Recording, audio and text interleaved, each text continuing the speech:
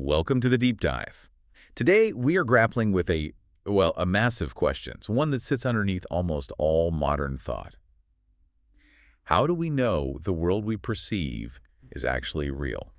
How can we trust our own experience? It's a huge one. It is, and we're taking a running jump straight into the work of John McDowell, a philosopher whose ideas can feel highly technical at first, but are also, I think, profoundly liberating. I think so too. This is a crucial deep dive for anyone who has ever felt that. That kind of dizzying uncertainty, that feeling that there's a gap between what's in your mind and what's out there in the world. Right. What McDowell is offering is a path to what he calls philosophical peace. He basically argues that the anxiety about this gap, this skepticism, it's all based on a profound misunderstanding of what human experience actually is. That feeling is so familiar, that existential slippage, Yeah. the worry that maybe my beliefs are just an internal story I'm telling myself. It's an ancient worry. It is. But McDowell, primarily in his big 1994 book, Mind and World, finds a really new integrated way to resolve it. So before we dive into that text, let's set the stage a little. Who is McDowell, and why is he the one to build this particular bridge? Well, McDowell has had this tremendously influential career, especially at places like the University of Pittsburgh and Berkeley. But what makes him so unique is his synthesis.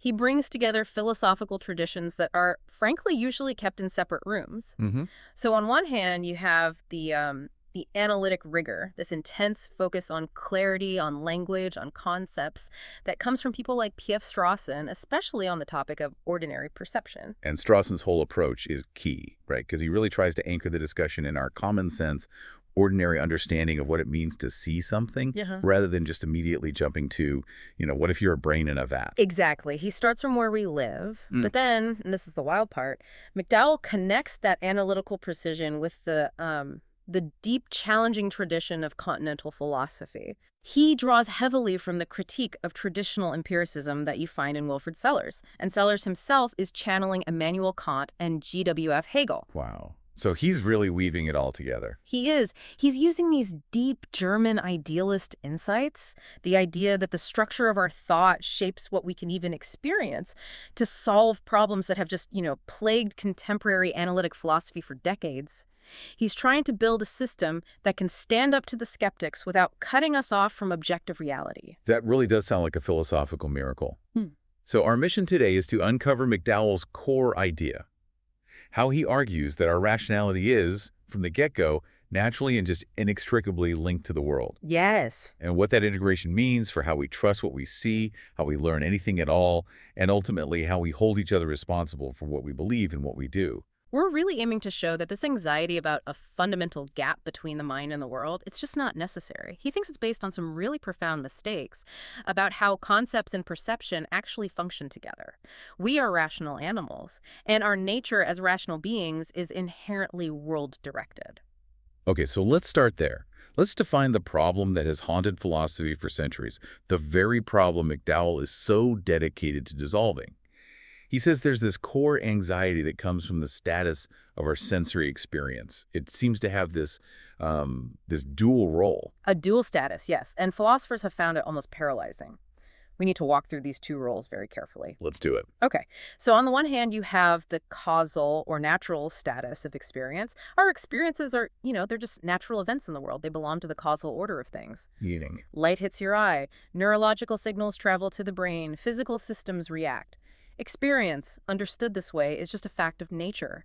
It causes us to form beliefs in the same way that heat causes a metal bar to expand. That seems undeniable. I mean, if I see a cup on the table, the light reflecting off the cup causes an event in my visual system, which in turn causes my brain to form the belief there's a cup there. It's just physics, really. It's physics, and we absolutely have to hold on to that part. If you lose that causal link to the world, then you lose any kind of external constraint from reality. You're just making it all up. Right. But here's the massive challenge.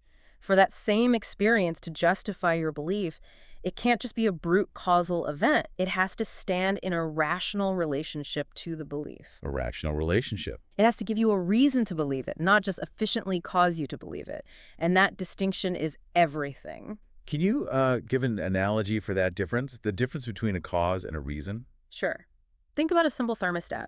When the temperature in the room drops below 68 degrees, that drop in temperature causes the thermostat to flip a switch and turn on the furnace. Right, it's a mechanism. It's a mechanism. It's purely causal intelligibility. The thermostat isn't responding to a reason to turn on the heat. It's just obeying a natural law. It has no choice. Now compare that to a meteorologist. Okay. When she sees a rapid drop in barometric pressure on her instruments, that sensory input, that experience, serves as a reason for her to form the judgment a cold front is approaching. Ah, I see. The meteorologist's judgment is something she could be asked about. Hmm. Can we ask her, why do you think that? And her answer, because the pressure dropped, is a justification. It's a rational warrant for her belief. The pressure drop doesn't just make her brain think it, it provides a justification. The core problem for philosophy has been, how can one single thing, the raw sensory input, play both of these roles? How can it be both a brute physical cause and a rational justification without creating this unbridgeable gap between mind and world? And if you focus too much on one role, you lose the other. Exactly. Focus only on the causal role, and our beliefs become just involuntary reactions, like the thermostat. Focus only on the rational role, and you risk losing that crucial objective input from the world itself. And this anxiety, this is what McDowell says, drives philosophy into this terrible back and forth between two really unsatisfying positions. So let's tackle the first one, the famous myth of the given. Yes, the myth of the given, or MOG. This is, historically the most common attempt to solve this dilemma. It tries to bridge the gap by positing something given to us by the world. What does given mean here? It means some kind of raw, non-conceptual input. Philosophers have called it sense data, or mere sensations. The idea is that this given is pristine, it's uninterpreted, it's just delivered to us by our senses. And because it comes directly from the world, it's supposed to be the foundational truth upon which we build all our knowledge. So if I see a patch of red, that raw, unthought-about redness is the given. It's the immediate, undeniable sensory bit. That's the idea. It's supposed to be the bedrock that guarantees our connection to reality. But McDowell, following this crushing critique from Wilfrid Sellars, argues it's a total failure. It cannot work. Why not? I mean, it seems so intuitive. If the sensation is real, from the real world, why shouldn't it justify my belief that I'm seeing red? Seems like the most solid justification possible. Because for something to serve as a reason, as a rational justification, it must belong to what McDowell and Sellars call the space of reasons. The space of reasons? Which just means it has to be the kind of thing that can be right or wrong. It has to be subject to norms of correctness. But raw, uninterpreted sensations, if you think of them as just brute facts of nature, they aren't the kind of things that can be true or false. They just happen. So a purely non-conceptual state, like a twitch or a feeling of heat, is just a brute occurrence. It's not a claim about how things are in the world, so you can't assess it for truth. Exactly. Let's go back to the thermostat. The drop in temperature causes it to act. But that temperature drop itself is not a reason for the thermostat. It can't be evaluated as true or false. It just is.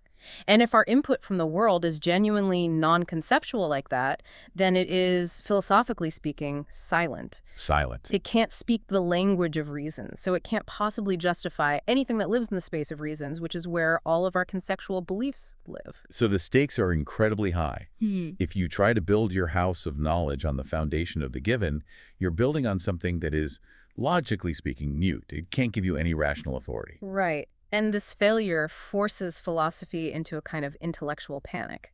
It starts looking for an alternative. If raw experience is silent, then what can serve as a reason for our beliefs? And that leads us directly to the second failed position. Coherentism. I always associate this with that famous quote from Donald Davidson. Nothing can count as a reason for holding a belief except another belief. That is the classic line. Coherentism is the reaction to the failure of the myth of the given.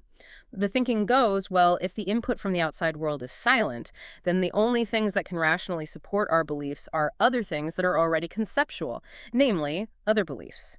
The justification for believing P is just that it fits nicely with your beliefs Q, R, and S. Which sounds perfectly fine on the inside, but terrifying from the outside. It is.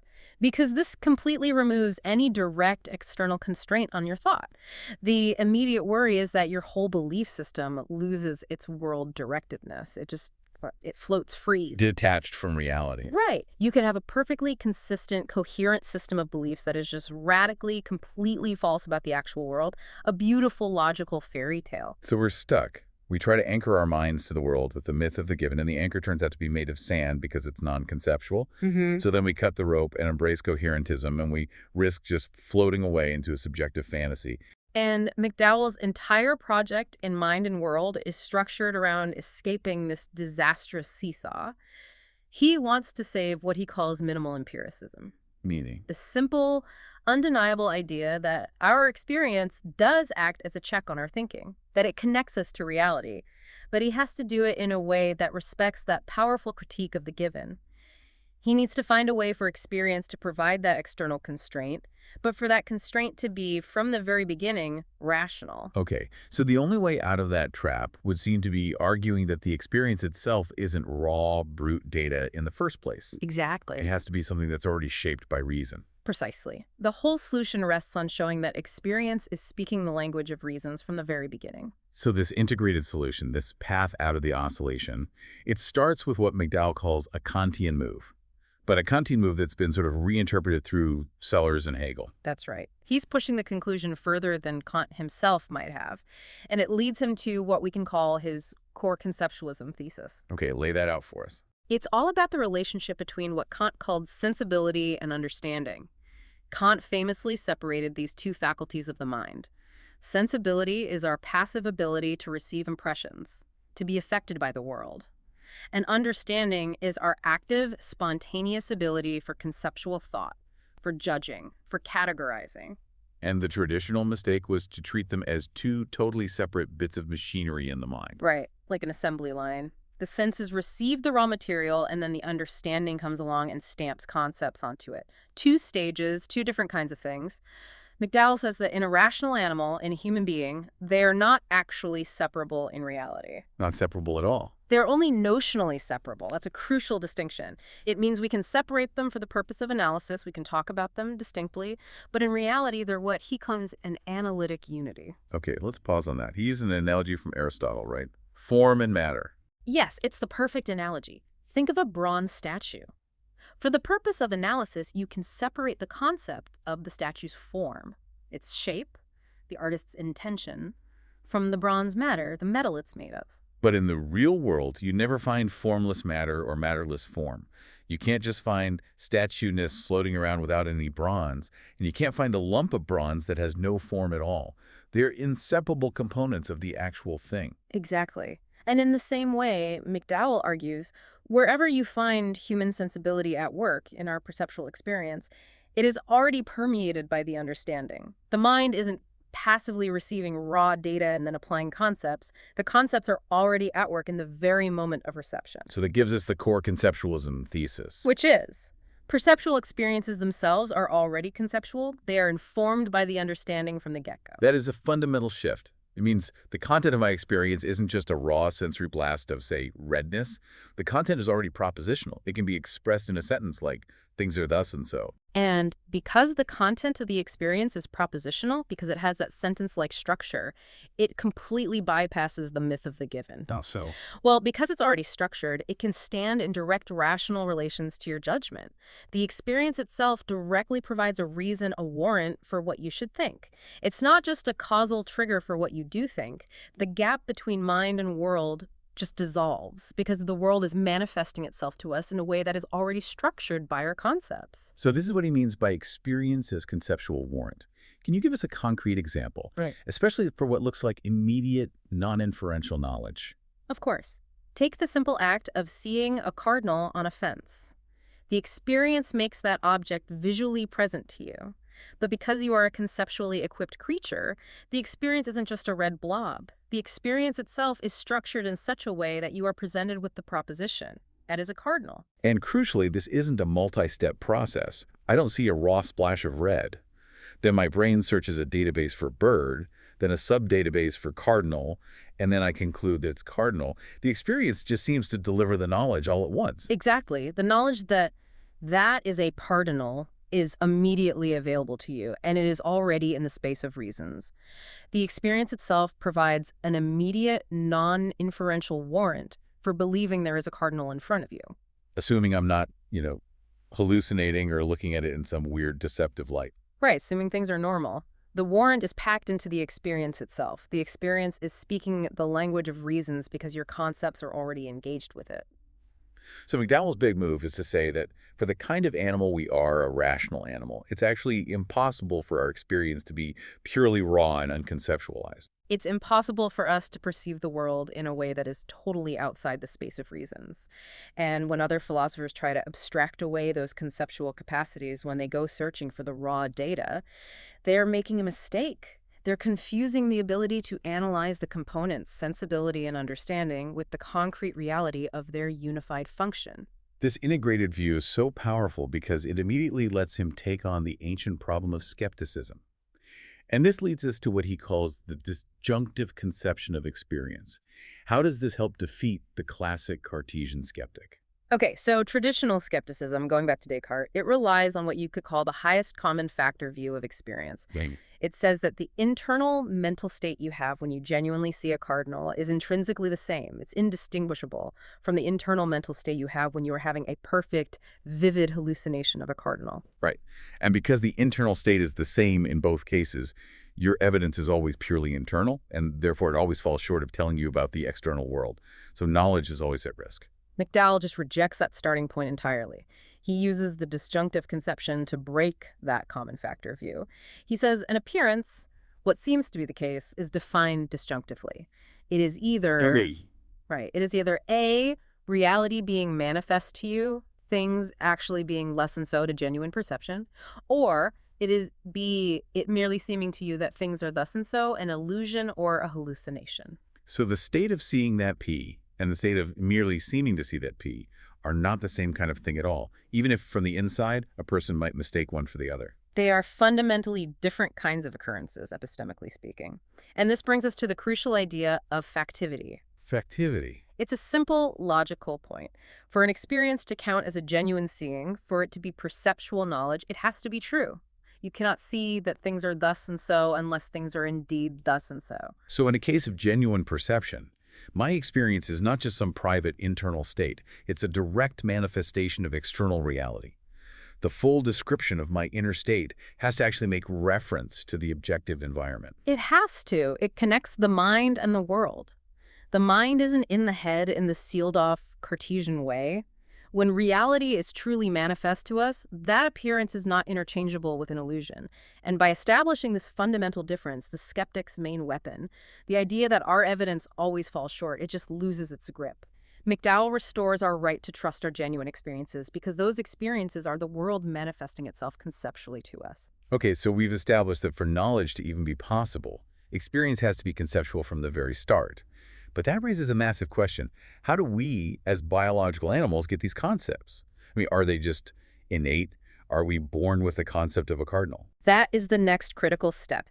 And this is where McDowell draws so deeply on Aristotle and Hegel to introduce his idea of second nature. He absolutely rejects the idea that our rationality is either, purely biological and genetic, like a reflex, or that it's somehow mystically injected into us from some non-natural, supernatural source. So we're animals, but we are rational animals. How does that transformation happen? He says humans are unique. We are animals whose natural being is permeated with rationality.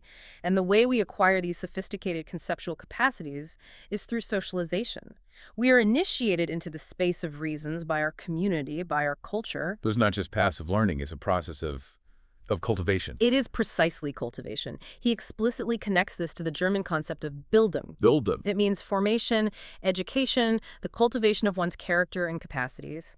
This is the social process that instills in us a substantive idea of what counts as a reason for what. Can you give us a concrete way to understand Bildung? It's more than just learning facts in a classroom, right? Oh, much more. Think about learning a really complex cultural practice, like playing jazz piano. You start with your first nature, your basic biological auditory and rhythmic capacities. But then, through years of intense social practice, apprenticeship, listening, being corrected, immersing yourself in a tradition, you acquire the capacity for spontaneous musical improvisation. An improvisation that still follows very complex, subtle, often unstated rules and norms. Exactly. It becomes second nature to you. You are responding to musical reasons. This chord progression demands a certain kind of resolution. This rhythm calls for a particular response. That capacity is entirely socially acquired. And it fundamentally changes your way of being in the musical world. So the process of socialization of Bildung, it opens our eyes to reasons at large. We learn, through our language and our culture, that a falling barometer is a reason to believe a storm is coming, or that stepping on someone's foot is a reason to apologize. And this process isn't mysterious at all. It's observable. We see it happen with every child. But this is what grants us rational freedom, the ability to respond intentionally and responsible to reasons, whether they are reasons for belief or reasons for action. The objective wisdom of our culture is built into the concepts themselves, which we inherit and then pass on. And this shifts the focus from just passive experience to our active agency. Hmm. If our conceptual toolkit is this active, spontaneous thing, what does that mean for the simple act of forming a judgment? This is critical. For McDowell, judgment is an act of spontaneity. It is something we freely do, and it's something for which we are, in principle, responsible. This is a radical contrast to seeing belief as just something that happens to us like a reflex. When you judge that the wall is red, you aren't just reporting on a neural process, you are taking a rational stand. The outline calls this the performative nature of thought, comparing it to a jury rendering a verdict. We unpack that. Yes. When your mind makes a judgment, when you as an agent say, I assert that P is true, or I judge that P is the case, you are operating in a performative mode. It's like when a judge pronounces a sentence. The act of saying it makes it so, in a certain sense. Well, so Your affirmation, your judgment makes true the self-ascription of that intentional state. By judging P is true, you are performing an act of self-commitment. So judging isn't me looking inside my own head and passively observing a belief that's just sitting there. It's me actively committing to a consistent stance within this shared space of reasons. That's it. And that commitment is what makes us responsible. This is why we hold people accountable for what they say. When you treat someone as responsible for their judgment, you are assessing their action, their utterance, as their answer to a rational question about the world.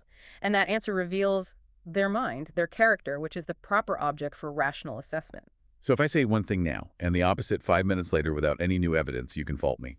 Not because my brain chemistry changed, but because I failed in my rational commitment to consistency. You failed the demand of rationality? Your self-consciousness in believing something isn't a separate observation of your belief. It's intrinsic to the act of believing itself. Now, how does this extend beyond just beliefs and into our actions of the world? How does this concept of self-consciousness apply to intentional action through what the outline calls practical knowledge? So practical knowledge, and here he's drawing heavily on the philosopher Elizabeth Anscombe, is knowledge in action. It is a kind of non-contemplative self-knowledge. It's not knowledge you get by observing yourself from the outside, like a scientist. Right. The standard picture is often that first, a mental intention happens inside my head, and then second, my body moves. McDowell and Anscombe are saying that two-stage model is wrong. They believe it fundamentally misunderstands what an action is. If I am kicking a soccer ball towards the goal, my knowledge of what I'm doing isn't something I derive by watching my legs swing and then inferring my intention from that. The knowledge of the action is immediately available to me because the action itself has an intentional structure built into it. So this practical knowledge is the formal cause of its object. Can you explain what that means? It means the action wouldn't even be that particular action, an intentional action as such, unless it was available to be known in this special first-person way by the agent performing it. Think about catching a ball that's thrown to you. You don't consciously calculate the physics and the trajectory, form a detailed intention, and then issue commands to your muscles.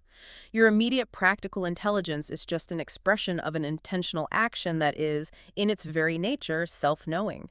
The action and the knowledge of the action are unified. So if an outside observer were to describe a soccer player scoring a goal purely in terms of physics, muscle tension, velocity, impact forces, they would be missing the most important part. They'd miss everything that makes it an action.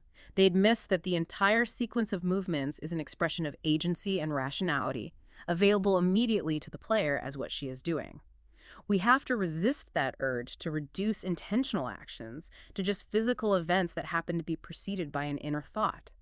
The entire action is an expression of agency, structured by reasons. This unified picture of mind and world is, well, it's philosophically very compelling. But it seems to run headfirst into a lot of modern scientific explanation. I mean, we live in an age of neuroscience and cognitive science, which often try to explain everything causally, right? Yeah. Reducing the mind to brain processes. How does McDowell situate his philosophy with respect to natural science? This is a really important point. He isn't anti-science at all. He fully acknowledges the power and effectiveness of natural science. He agrees it can explain vital aspects of perception. Cognitive science is brilliant at explaining, say, the differential responsiveness of our perceptual systems. What does that mean? Things like how our visual system computes the angle of a slope or judges depth based on the patterns of light hitting the retinas. Science is great at explaining the causal mechanisms, the hardware, so to speak. So it can tell us how the system functions. Yes. But, and this is the key, McDowell argues that cognitive science, when it sticks to its own purely causal, naturalistic methods, has a crucial blind spot when it comes to epistemic achievement, to knowledge. A blind spot. Yes, the theories of cognitive science, the ones explaining how we form a mental representation of a surface angle, for instance, they explain the representational character of our perceptual states in a way that does not and cannot discriminate between a genuine veridical perception and a merely seeming perception, like a perfect illusion. Wait, run that by me again. The scientific explanation of the mechanism is the same for a perfect illusion as it is for genuine seeing. Why is that so important philosophically? It's critical because the scientific explanation is only interested in functional intelligibility. From a purely computational or neurological perspective, the brain process that generates the experience of seeing a perfect red square that's really there is the exact same process that generates the experience of seeing a perfect red square in a vivid hallucination.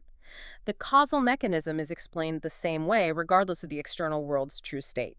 So, science can explain the mechanism of representation, but it's blind to the difference between a successful connection to reality and a failed one. Precisely. And this scientific finding, rather than undermining McDowell's philosophy, actually confirms his initial diagnosis. It confirms that there's a persistent gap between natural, causal intelligibility and rational epistemic intelligibility. The fact that science cannot see the difference between seeing and merely seeming confirms that its explanatory tool, purely causal law, is just not equipped to answer questions about justification or warrant. So this is why science cannot, on its own, determine epistemology. Right. The epistemic significance of perception, its ability to provide a conclusive, rational warrant, which is what turns it into knowledge, that quality is external to the workings of the perceptual system that cognitive science explains. The scientific story is powerful and true as far as it goes, but it is necessarily incomplete. It has to abstract away the agent's rational standing in the world to do its job. Yes, and this brings us back to that silence metaphor we talked about earlier. Right, the idea that raw, non-conceptual input is silent. Well, McDowell is engaging with other philosophers, like Charles Travis, who suggested that our senses themselves are silent. They only provide this brute, non-conceptual input, and all the conceptual work happens later, upstream. McDowell says, well, yeah, the input looks silent if you view it through the strictly causal lens of cognitive science. Because when science isolates the neural machinery, it's just observing a responsive mechanism, not something that's rationally accountable. But when we adopt the conceptualist view, the whole script flips. When we recognize that human experience is conceptually informed from the very moment of reception, then the senses immediately speak the language of reason. They aren't silent at all. They are episodes in our perceptual consciousness that are already imbued with rational significance.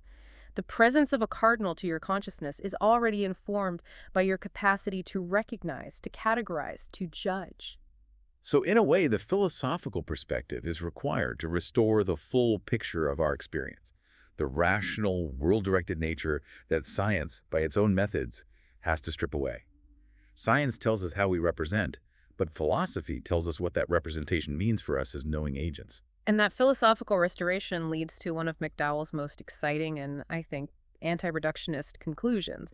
The idea that the mind is partly not in the head. That is a powerful claim. It really challenges the very deep-seated idea that my mind is just the stuff happening inside my brain. Where does this externalization come from? It comes directly from this whole integrated picture of concept and world, and it relies heavily on the work of thinkers like Hilary Putnam. The argument is, look, if meaning and conceptual content, the very currency of thought, are fundamentally linked to external reality and to social practices, Then the mind, as the thing that handles those meanings, can't be just confined to the skull. it can't be. If my concept of water depends, in part, on the existence of H2O in the external environment, and my concept of cardinal depends on the actual existence of those birds out in the world, then the content of my thoughts is literally tethered to things outside my brain. So the mind is fundamentally connected to the external environment and to the public, shared domain of language and concepts we get through our culture. It has to be. And this is the great challenge to the reductionist view that the mind is just a self-contained computer in the head. The very intentionality of our thought, the fact that it's about things, is tied to the world we share. The objectivity we're all striving for is inherently social and public. The subject matter of our beliefs isn't just private neurological patterns. It's the external world, shared objects, and public standards of rationality that we inherited through our second nature. That really feels like the ultimate payoff of this whole system. It is. The philosophical peace he offers is found by resisting that urge to disengage the intellect from the environment, from sensibility, and from our social, cultivated existence, our second nature. When you see that these are all unified, the paralyzing anxieties that lead to dualism and skepticism, they just dissolve. You realize our rational identity is, from the ground up, an engagement with the world. This has been a genuinely profound deep dive. To try and sum it up, McDowell's huge achievement is creating this integrated picture where our rationality is rooted in our cultivated animal nature, our second nature. Yes. And that very structure allows our experience to connect us rationally to the world, fulfilling the promise of minimal empiricism without falling into the traps of the myth of the given or the free-floating anxiety of coherentism. And the real power of his approach is that he dissolves these problems. He doesn't just offer another clever solution. He shows that the persistent anxieties about a gap between mind and world were based on a mistaken picture of human experience all along. The connections were always there, built into the structure of what we are. And it's so important to remember, this doesn't just apply to abstract theoretical knowledge. It applies to our agency, to our responsibility, the wisdom about what counts as a reason for what.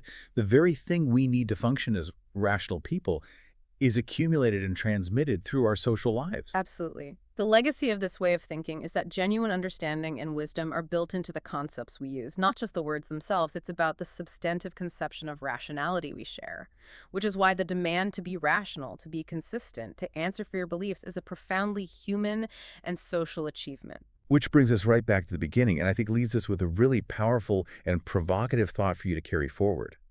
If our conceptual capacities, and therefore our entire perception of the world, are so fundamentally shaped by this social initiation, by our second nature, consider this. How much of what you take to be a simple, objective, external fact is actually structured by the particular conception of rationality you inherited from your community, your tribe, your tradition? And if the mind is partly not in the head, what responsibility do you have to examine and maybe even refine those deeply embedded conceptual constraints, rather than just assuming that they're universal or inevitable? The task of wisdom, then, isn't just about observing the world. It's about examining the very rational framework through which the world manifests itself to you in the first place. That is the unending challenge of being a cultivated, rational animal.